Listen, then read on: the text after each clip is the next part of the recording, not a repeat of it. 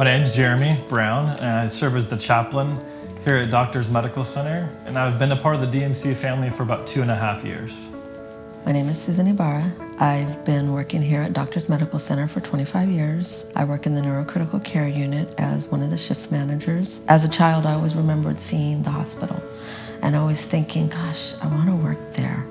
I want to work there, but I didn't know as what.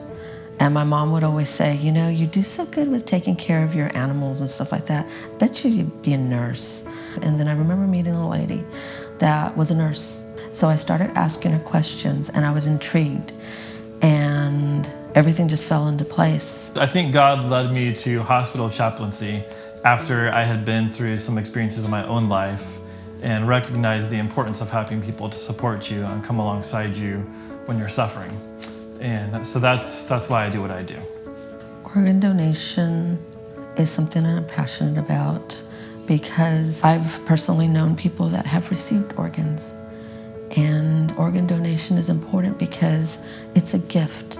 These people are heroes. They are marching on in somebody else's life. Those families do not have to feel the pain and suffering of losing their loved one because somebody was so generous and gave a gift. And there's no greater thing than a gift of life for somebody. It's important to me as a chaplain because I recognize the sacredness of each life. And not only the life of the patient who has died, but the life of each recipient. Anytime that we can stop and remember that sacredness, remember the humanity of what we're doing, that our patients aren't just patients, they're people. Their lives very oftentimes affect so many other lives outside of this place. So I think for me as a chaplain, I want to just take advantage of every opportunity we have to stop and remember those things. In talking about the honor walk, I found out that one of the patients in one of the ICUs had passed, and the family had asked about an honor walk. And so that unit was very gracious and did an informal honor walk with them. When I was at church the following Sunday, I found out that the family sitting in front of us was actually the donor family, and it was their child that had passed. One of our ministers was at the pulpit, and he started talking about the honor walk because he actually got to participate in it. And the look on his face and the way he spoke about it spoke volumes. I mean, he was so impressed and so deeply moved by it.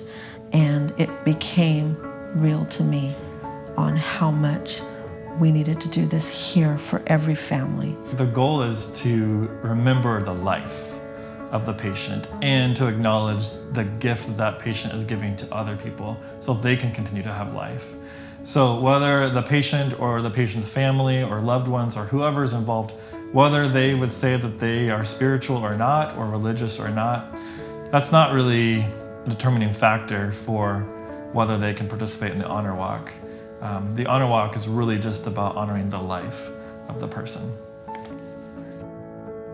An overhead announcement will be called 2 times prior to the honor walk. The first notification will go out about 30 minutes beforehand, and the second notification will be 10 minutes before. The overhead announcement will include the exact time and the location of the honor walk. Employees may also be notified through email and text messages. Honor walks happen any time of the day, any time of the week. We ask that all non-essential movement and traffic be minimized during the honor walk. We ask that all staff members who are participating in the honor walk line up silently and maintain that silence until the conclusion of the honor walk. Participation in the honor walk for both families and employees is voluntary. During the honor walk, we ask that staff do not take any photos or videos in honor of our patient. There will be 2 common locations where the honor walks will be staged. One will be in the breezeway on the 2nd floor by SICU going towards our OR department. And the second one will be going through the breezeway going to where our ambulances park. Those will be the 2 areas where most commonly the walk will happen. The honor walk is very important for our staff, just as much as it is for the families. We've put a lot of an emotional effort into these families and a lot of hard work, and sometimes all of that ends with the patient still dying.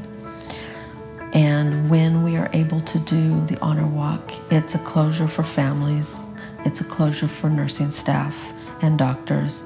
It helps us bond together as a team. It helps us to reflect on our own lives.